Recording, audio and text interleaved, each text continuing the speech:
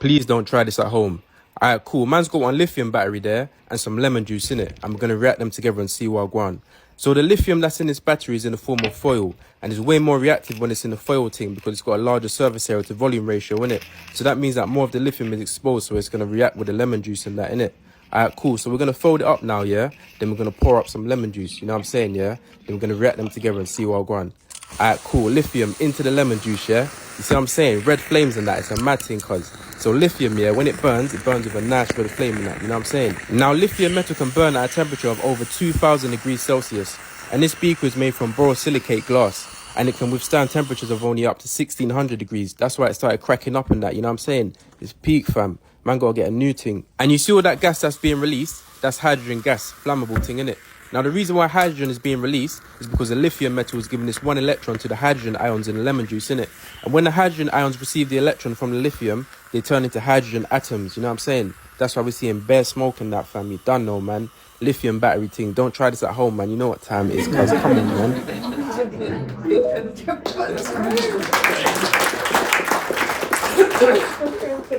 Thank you.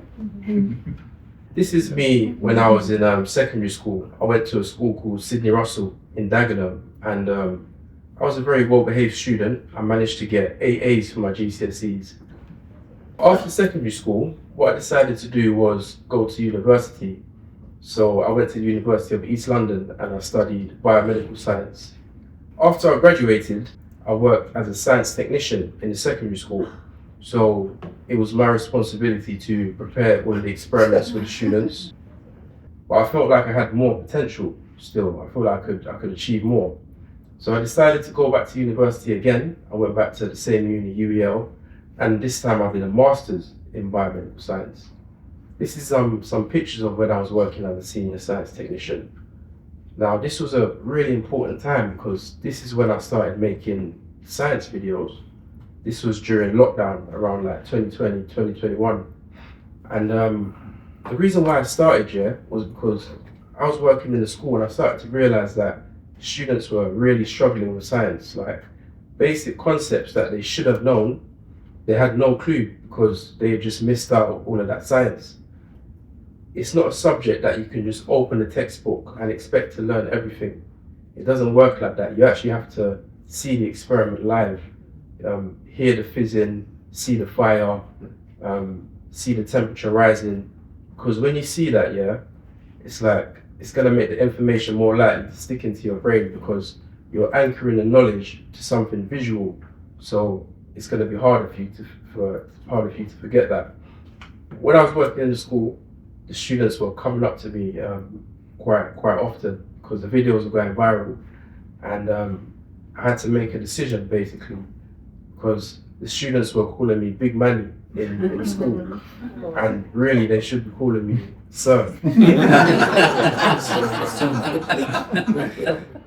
Yeah, so I had to make a decision. Do I continue working as a science technician or do I make the science content? And I made the decision to go with the science content. People learn in many different ways. Some students learn by actually doing the experiment. Some of them learn by watching it. So that's why I made the videos.